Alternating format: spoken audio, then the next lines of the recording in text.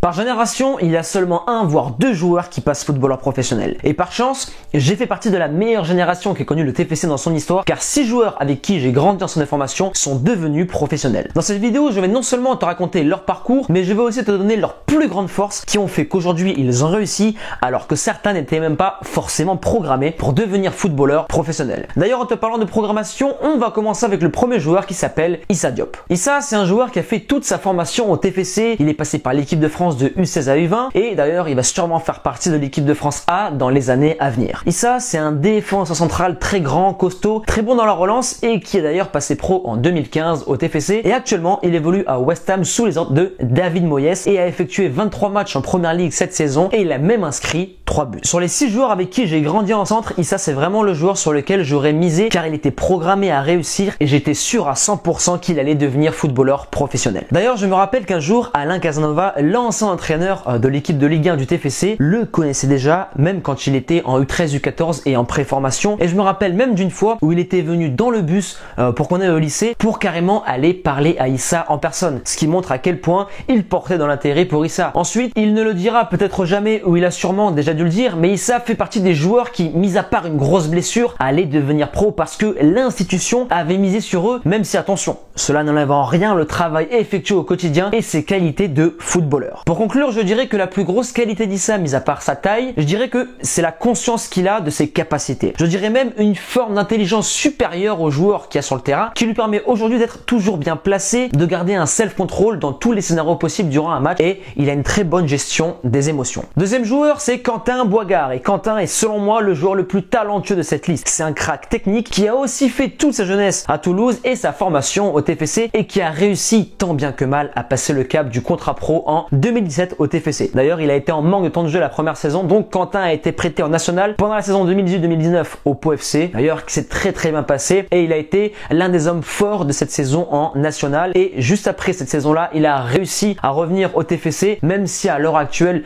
ils ont été relégués en Ligue 2 ou du moins c'est en stand-by et cette saison-là, ça lui a permis de faire 20 matchs en pro, de marquer un but et on va dire que c'est sa première grosse saison complète dans le monde professionnel de la Ligue 1. Et là, la question que tu dois sûrement te poser sur Quentin, c'est pourquoi n'a-t-il pas mieux réussi qu'Issa alors qu'il est beaucoup plus talentueux ou du moins qu'il a de meilleures dispositions techniques? Premièrement, parce que Quentin n'aime pas être dans des cases, Quentin est un artiste un peu comme l'était Ronaldinho. Je pense qu'il est beaucoup plus discipliné maintenant, mais jusqu'à U19 sur le terrain, Quentin c'était une cour de récréation pour lui et certains coachs lui ont reproché cela et je pense que cela lui a fermé beaucoup de portes durant sa jeunesse et notamment l'équipe de France. Et enfin, la plus grande qualité de Quentin en dehors de ses qualités techniques, c'est sa folie qui lui a permis de faire partie des meilleurs joueurs au centre de formation et je pense que s'il adose bien cette folie, on va entendre parler de ce joueur dans les saisons à venir au plus haut niveau dans le championnat français ou même dans les plus grands championnats européens. Troisième joueur, Clément Michelin. De cette liste, je dirais que Mich fait partie de ceux qui n'étaient pas programmés pour devenir footballeur professionnel. D'ailleurs, je t'en parle dans le e-book La Bible du footballeur qui est disponible juste ici. Tu as juste à cliquer sur le bouton et le e-book est totalement offert. Pour revenir à Clem, il a toujours été le second choix de U13 à U17 au TFC, puis il a explosé du jour au lendemain à force de travail et de persévérance. Clem a signé son premier contrat pro en 2016 au TFC, il a réussi à gratter sa place en Ligue 1 dès le début, mais a subi une blessure au genou et une contusion au pied, et entre-temps, un autre joueur a pris sa place et en manque de temps de jeu, Clem, en 2018, a été prêté à Ajaccio qui évolue à l'époque en Ligue 2. Depuis la saison 2019-2020, Clément évolue en tant que titulaire sur le flanc droit au RC Lens, qui joue la montée en Ligue 1 et qui ont d'ailleurs été promus en espérant que ce club mythique passe le cap et se maintienne une bonne fois pour toutes en Ligue 1. Concernant Mich, je dirais que sa meilleure arme qui l'a permis de passer le cap et de devenir un titulaire indiscutable au RC Lens est sa prise de conscience du travail et de son autodiscipline. Son parcours est vraiment une source d'inspiration et vous verrez que c'est un joueur qui réussira à s'imposer sans problème en Ligue 1 dès la saison prochaine. Pour finir avec Clément, vous pouvez aussi retrouver notre interview, notre live Instagram ensemble où il explique sa vie en tant que footballeur pro, sa routine d'entraînement et il raconte même son match face au PSG de Neymar. Quatrième joueur, Alexandre Lauré. Avec ce joueur, j'ai toujours eu une relation particulière parce qu'on a été testé ensemble en U13 au TFC lors du tournoi à Caen. Alex, lui, est devenu pro depuis 2019 et il a fait 5 ans au centre des formations du TFC, puis 1 an en contrat amateur au Girondins de Bordeaux où il évolue avec la CFA et grâce à son travail acharné, il a réussi à gratter du temps de jeu en Ligue 1 et il a décroché son premier contrat pro de 3 ans et à l'heure actuelle, il est prêté à Dunkerque en national qui joue la montée et entre temps, ils sont montés en Ligue 1 parce que c'est cette vidéo. Je l'avais préparé juste avant qu'il soit sacré champion. Donc Alex, j'en profite pour te le dire en live dans cette vidéo, même si on en a parlé ensemble. Félicitations pour ta montée en Ligue 2. Pour en revenir à Lolo, ça a toujours été un mec au centre qui a été cool, qui a été ouvert aux autres. Et je pense que le tournant qui a fait qu'il s'est vraiment autodiscipliné, c'est ses blessures. Je me rappelle qu'après un retour d'une blessure à la cheville, je crois, il avait pris conscience de l'hygiène de vie et de la préparation physique car il était revenu affûté et réalisait de très belles performances sur le terrain. Et depuis toujours, Alex a souvent été jugé trop petit pour un défenseur, mais aujourd'hui, il nous prouve au quotidien le contraire et sa carrière de pro ne fait que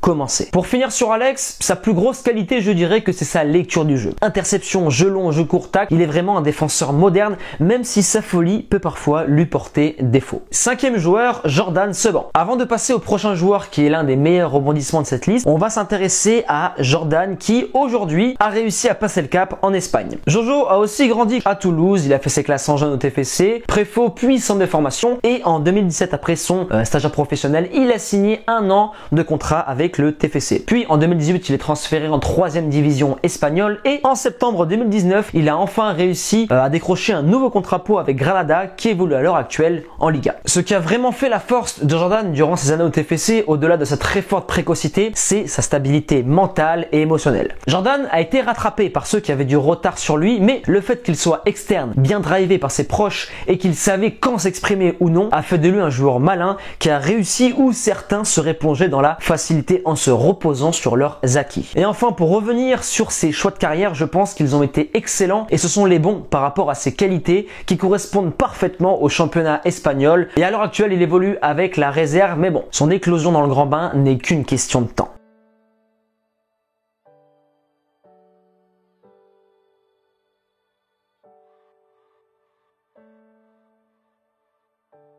Suite à cet échec, ou du moins cette leçon, Banfa a su rebondir en équipe de jeunes amateurs en nationaux, puis à Balma en N3, puis à Niort en 2018, puis à Bourg-en-Bresse, et cette saison, il évolue en tant que titulaire professionnel à Quevilly en national. Je rajouterai même que Banfa, dans cette liste, c'est le joueur qui avait le moins de probabilité de percer. Mais tellement qu'il avait la rage, qu'il s'est beaucoup entraîné, il a réussi à faire taire les critiques, et je me rappelle aussi qu'en U17, c'était le plus petit de l'équipe, l'un des plus légers. Et actuellement, il mesure 1m79, et physiquement, c'est très solide. Je lui souhaite vraiment de réussir car certains lui ont mis beaucoup dans la gueule en disant qu'il n'avait pas le niveau, etc.